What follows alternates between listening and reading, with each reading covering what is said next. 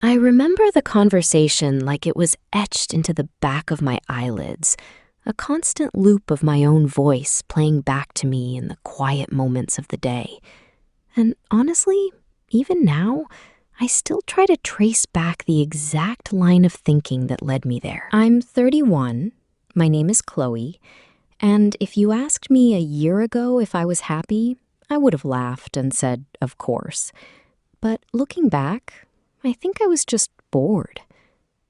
I was sitting on the edge of our bed, the sheets half tangled around my legs, watching my husband, Mark, fold his laundry in that meticulous, silent way he always does.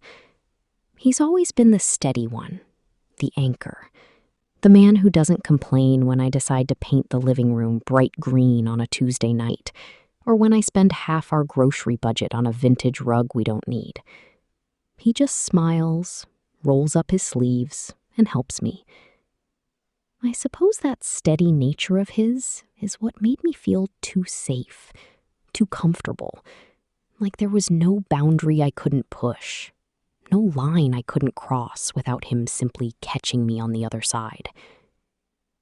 We had been talking about work, or rather, I had been complaining about my department, and the name of my coworker, Julian, kept coming up. Julian is the kind of guy who fills up a room.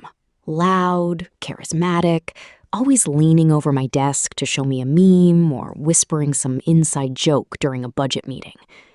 Mark had met him once at a holiday dinner and hadn't said much, just that Julian seemed to like being the center of attention. But that night, as we were winding down, I was talking about some project Julian and I were wrapping up, and the conversation drifted. We started talking about fantasies, about things people do to keep things interesting after 5 years of marriage. And it was supposed to be lighthearted. But then, in that casual, flippant voice I use when I'm trying to test the waters without taking responsibility for my own words, I said it. I asked him what he thought about having Julian watch us.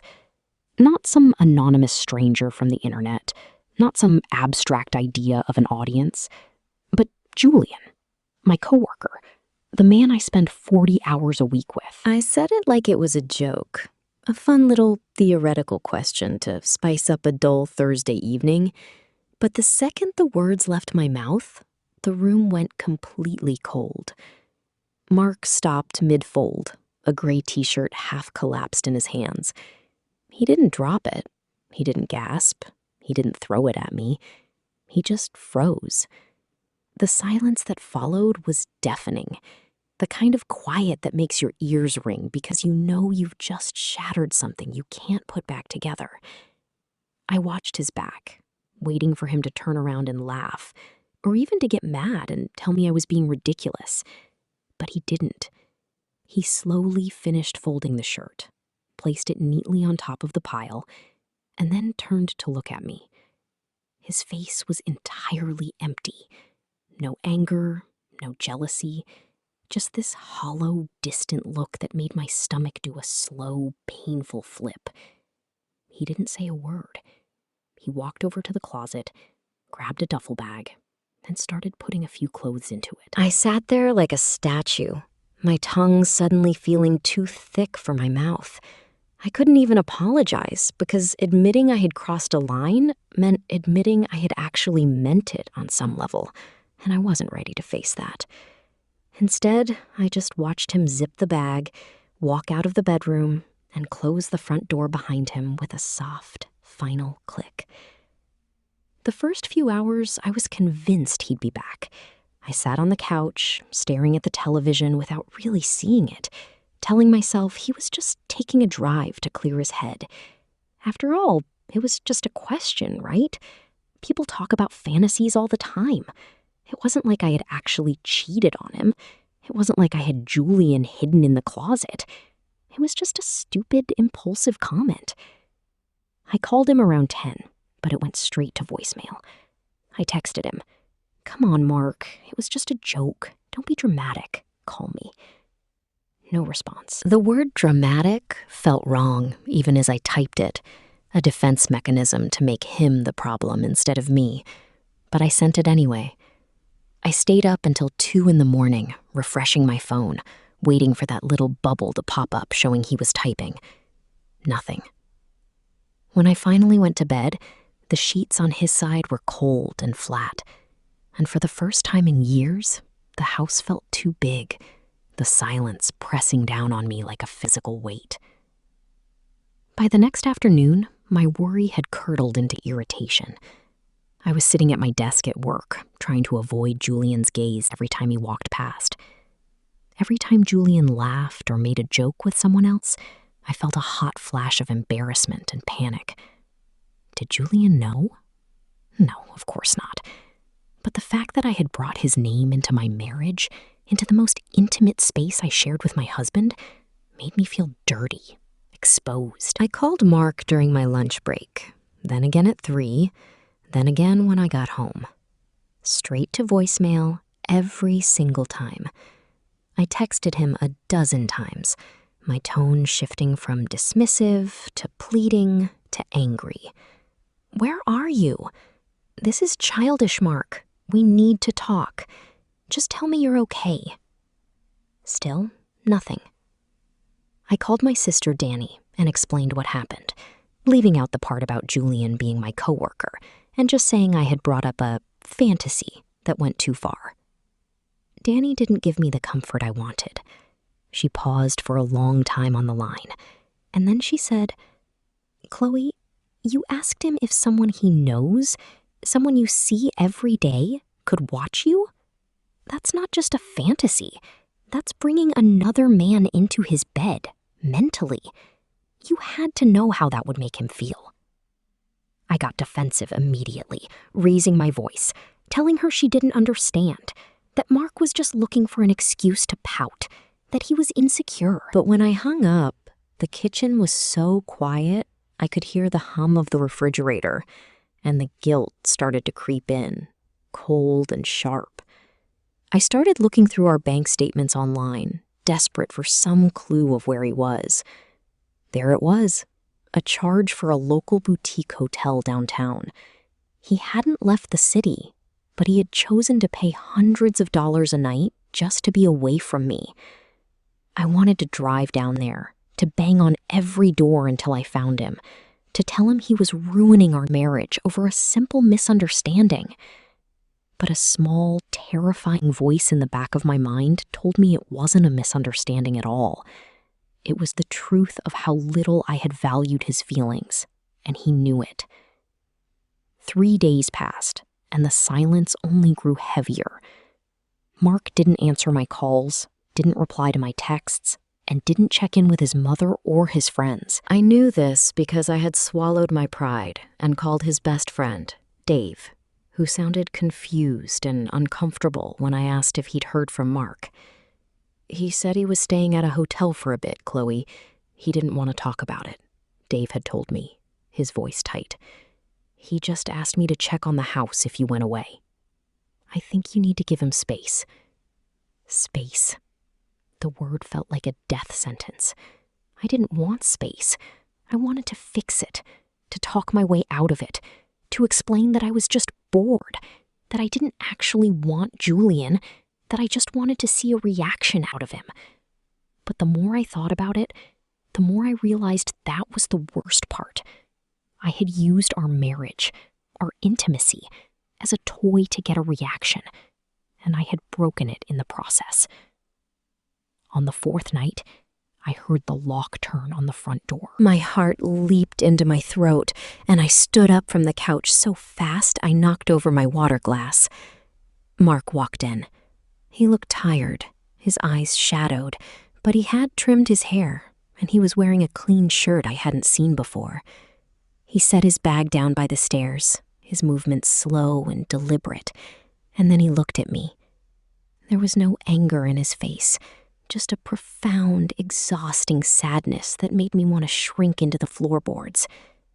"Mark," I whispered, stepping toward him, my hands shaking. "I'm so sorry. I was stupid. I didn't mean it. I swear. It was just a joke, a dumb fantasy I didn't think through." He held up a hand, a quiet, gentle gesture that stopped me in my tracks. "It wasn't a joke, Chloe," he said, his voice flat, devoid of the warmth I had taken for granted for so many years. "And even if it was, the fact that you thought it was appropriate to ask that, to bring a man you work with into our bedroom, shows how little respect you have for me, for us." "I respect you," I argued, the panic rising, making my voice sharp again. "I love you. I don't know why I said it. I was just talking. We talk about everything, don't we?" "We used to," he said, walking over to the dining table and sitting down. He looked at his hands, rubbing his knuckles. "But this isn't just about that one question, Chloe. It's about the pattern. You always push. You always see how much you can get away with, how much I'll tolerate before I say no. You spend money we don't have. You make decisions for both of us without asking. And I always just went along with it because I loved you and I wanted you to be happy. But this? You asked me to share you. You asked me to let another man watch us, a man you see every single day. You made me feel like I wasn't enough for you, like our intimacy was just a performance for someone else. It's not like that," I cried, tears finally spilling over my eyelashes, hot and fast down my cheeks. "I don't want Julian. I don't even like him like that.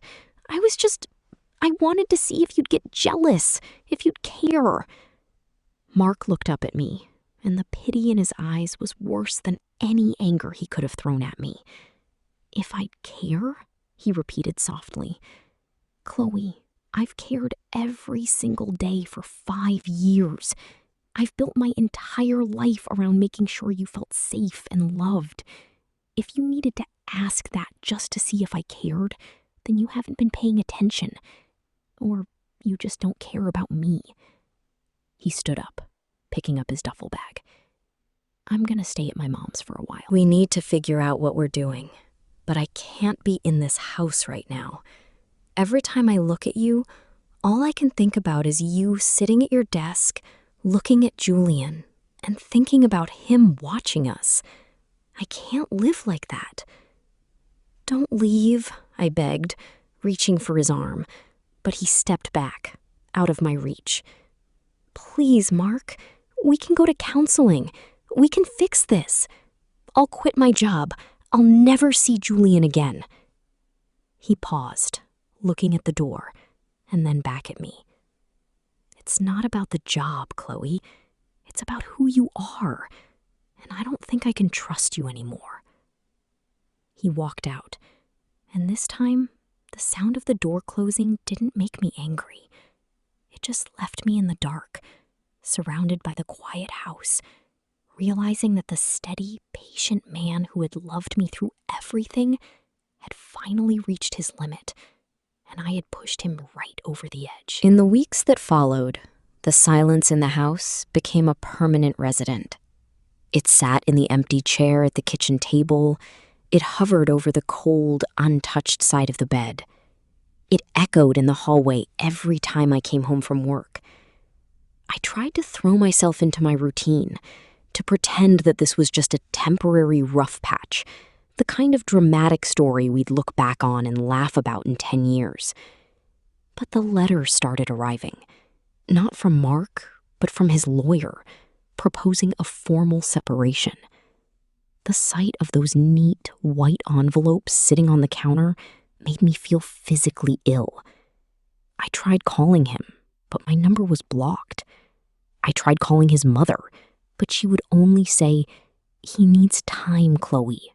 You hurt him deeply," before hanging up. At work, the environment became unbearable.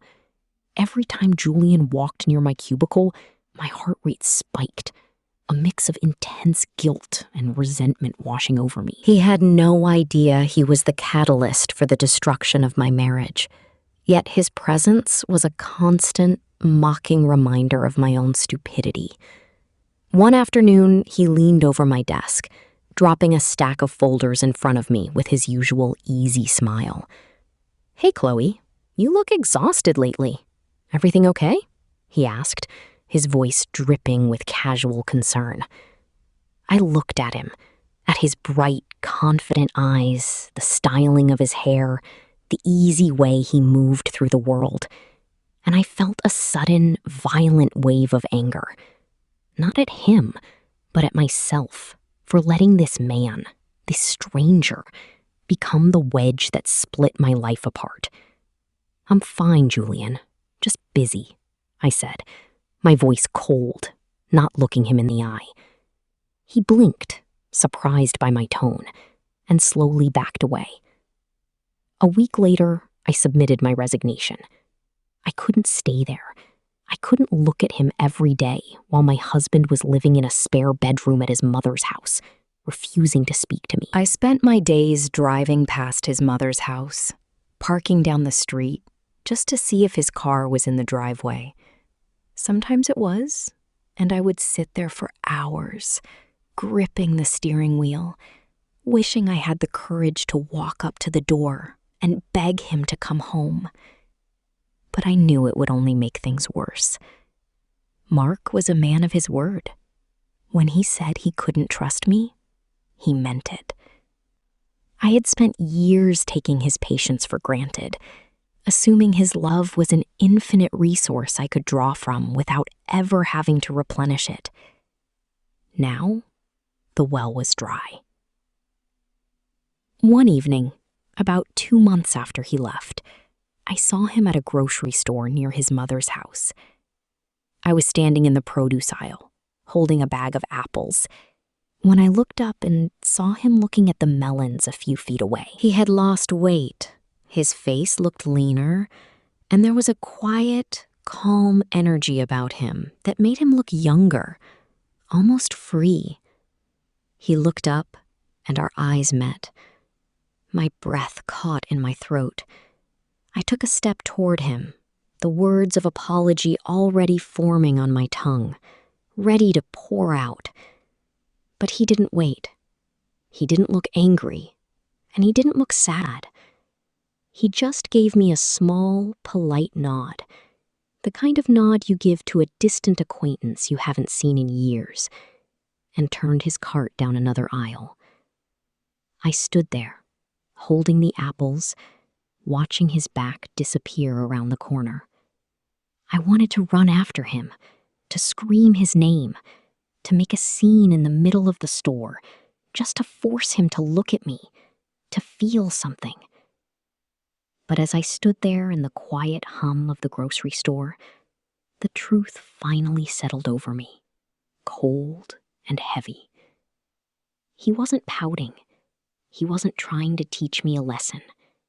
He had simply moved on. I had pushed the steady, patient man too far, and in doing so, I had made myself a stranger to the only person who had ever truly known me. Thank you for watching. If you enjoyed this story, subscribe so you don't miss future videos.